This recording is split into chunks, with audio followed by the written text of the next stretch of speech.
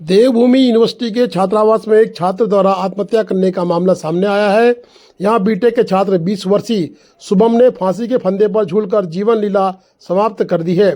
शुभम के सहपाठी और हॉस्टल वार्डन ने बीते सोमवार को पुलिस को बताया कि सुबह करीब 11 बजे नाश्ता कर शुभम अपने रूम के अंदर गया था। काफ़ी देर तक जब उसने कमरा नहीं खोला तो उसके साथियों द्वारा वार्डन को बुलवाकर कमरे का दरवाजा तोड़ा गया। इस दौरान वह गले में बेडशीट बांधकर वहां रखी हुई अलमारी से लटका मिला। सूचना पर एसओ प्रेमनगर गिरीश नेगी कॉलेज पहुंचे, जहां 20 वर्षीय शुभम पुत्र जयप्रकाश निवासी सुधरी जिला सिवान बिहार फांसी के फंदे से झूलता मिला।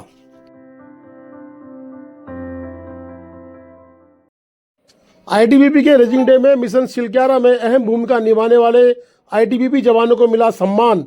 बता दें कि मुख्यमंत्री पुष्कर सिंह धामी ने आईटीबीपी कैंपस सीमा द्वार देहरादून में आईटीबीपी उत्तरी सीमांत मुख्यालय के स्थापना दिवस के अवसर पर आयोजित रेजिंग डे कार्यक्रम में प्रतिभाग किया। इस अवसर पर मुख्यमंत्री ने आईटीबीपी जवानों के साथ रात्रि भोज भी किया। साथ ही बड़ी संख्या में मौजूद जवानों से मुलाकात कर उनका कुशलक्षेम जाना।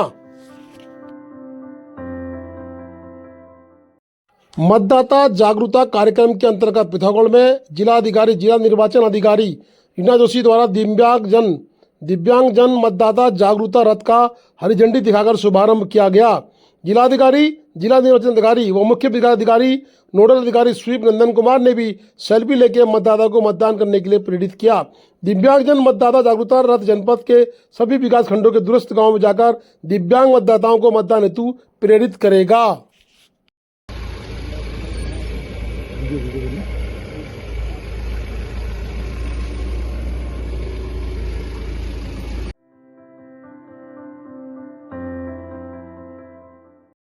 ममता बनर्जी के विरोध में उतरे बल्बाकोट अखिल भारतीय विद्यार्थी परिषद के कॉलेज इकाई के लोग।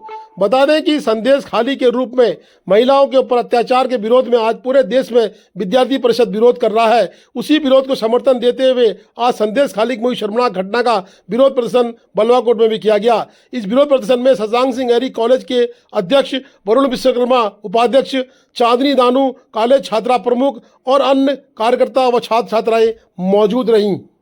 अखिल भारतीय विद्यार्थी परिषद धारचूला तथा कॉलेज इकाई द्वारा जो टीएमसी के द्वारा पश्चिम बंगाल में महिलाओं के खिलाफ जो उत्पीड़न चल रहा है उसका अखिल भारतीय विद्यार्थी परिषद पूरे देश में ही विरोध कर रहा है तथा हम भी धारचूला इकाई के समस्त कार्यकर्ता बहनों के खिलाफ जो गुंडागर्दी चल रही है उसका विरोध करते हैं।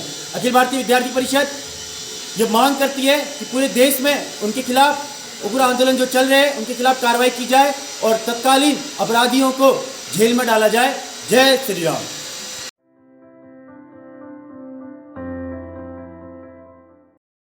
मतदाता जागरूकता अभियान में लोगों को जागरूक करने के लिए शिवालय हस्तशिल्प हथकरघा सहकारी समिति लिमिटेड जौलजीबी ने धारचूला के विकासखंड में विभिन्न समुदाय और सामाजिक कार्यकर्ताओं के साथ मतदाता जागरूकता गोष्ठी का आयोजन किया।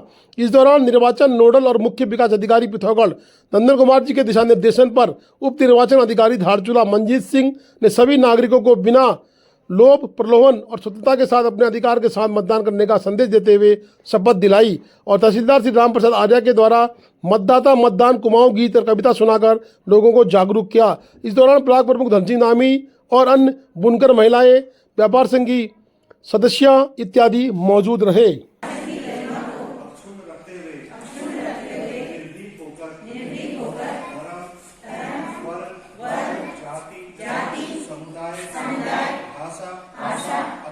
अथवा अन्य किसी भी प्रलोभन से प्रभावित हुए बिना सभी निर्वाचनों में अपने मताधिकार का प्रयोग करेंगे।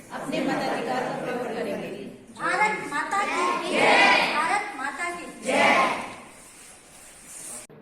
आज धारचूला ब्लॉक में मतदाता जागरूकता अभियान चलाया गया, जिसमें जिलाधिकारी महोदय, तहसीलदार महोदय और यहाँ की ब्लॉक प्रमुख धन सिंह धामी जी सबकी उपस्थिति में और यहाँ की महिला मोर्चा और बच्चे सभी वहाँ पर उपस्थित रहे और सभी ने ये मतदाता जागरूकता अभियान, जिसको हर एक व्यक्ति को ये अधिकार है, जिसको 18 साल हो गए हैं वो अपना पंजीकृत करा के मतदान दे सकता है और चाहे वो कितना भी एज का हो वो भी मतदान कर सकता है।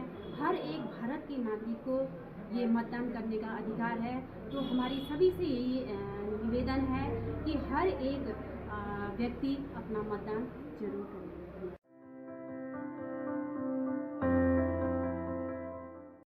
समूचे उत्तराखंड में आंगनबाड़ी कार्यकर्तियां व सेविका मिनी आंगनबाड़ी केंद्र के लोग धरना स्थल पर मौजूद है, यानी कि वो सरकार के खिलाफ धरना प्रदर्शन कर रहे हैं। उनकी विभिन्न मांगे हैं जो सरकार ने सुनी है, परंतु सरकार के द्वारा अभी तक उन मांगों पर कोई कार्रवाई नहीं की गई है, नहीं उनको कोई आश्वासन दिया गया है। इसके विरोध में आंगनबाड़ी कार्यकर्तियां 1 माह से हड़ताल पर हैं और आंगनबाड़ी केंद्रों में ताले लटके हैं।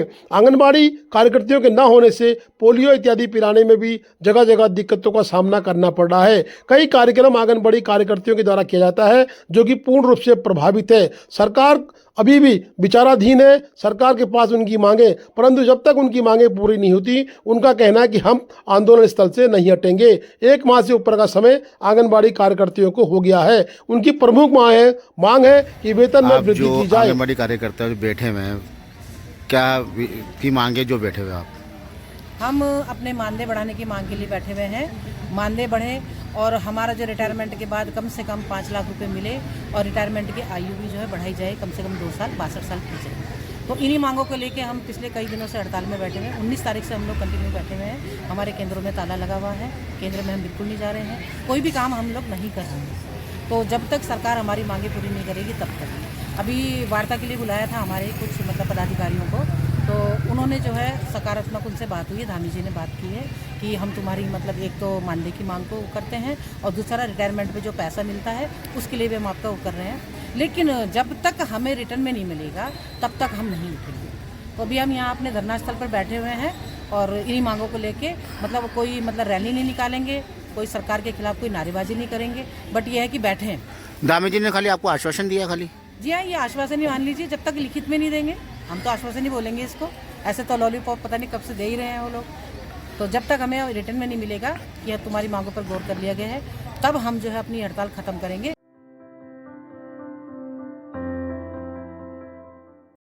आंगनबाड़ी की हड़ताल से पोलियो के काम भी प्रभावित हो रहे हैं, परंतु पोलियो पिलाने के लिए कुछ न कुछ वैकल्पिक व्यवस्थाएं लोगों ने की हैं।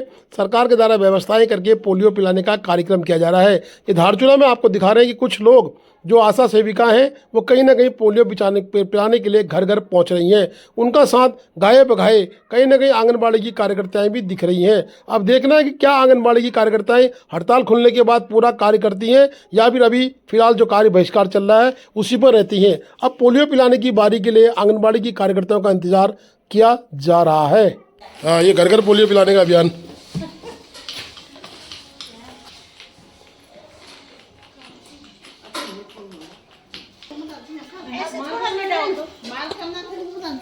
ऐसे मुंह ऐसे ऐसे रख ऐसे ऐसे aku kan di sana kan nyala tu libin tiwan agar tu mama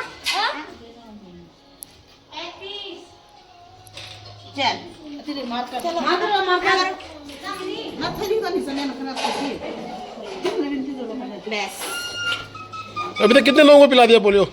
ये दो बच्चे।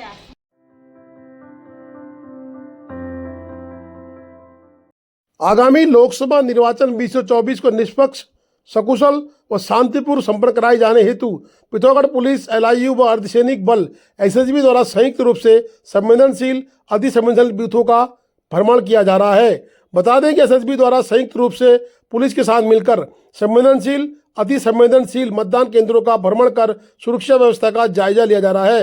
लोगों को भयमुक्त होकर मतदान करने हेतु भी जागरूक किया जा रहा है। पुलिस द्वारा मतदान केंद्रों के आसपास होने वाली गतिविधियों पर कड़ी नजर रखी जा रही है तथा मतदान में अराजकता का माहौल उत्पन्न करने वाले लोगों को चिन्हित कर उनके विरुद्ध निवारक कार्रवाई की जा रही है। उपरोक्त क्रम